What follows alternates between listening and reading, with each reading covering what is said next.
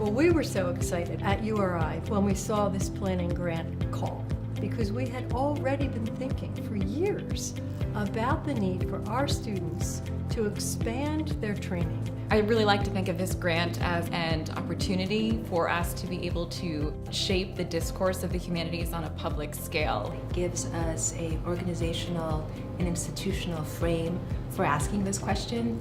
What are the humanities at large? What are the public humanities? And what might be the role of literary studies, cultural studies, visual studies in a public-facing mode of both intellectual inquiry and public engagement or pedagogy?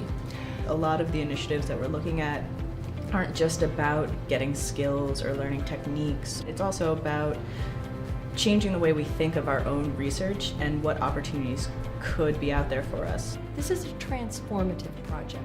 This is a project that recognizes that humanities PhDs have a role to play in the world. We're trying to pull together disciplines, majors, programs on this campus that don't really talk to each other, and they need to.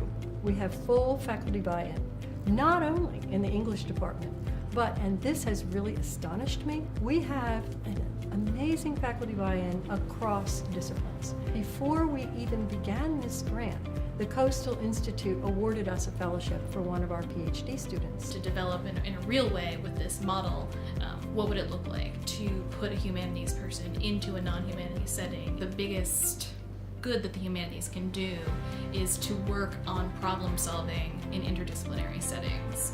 The essential part of a university's mission is not just to teach a professional technical skill, but to really expand our minds and our points of view, our attitudes towards people. It's really preparing our graduates for cutting-edge work beyond their PhD.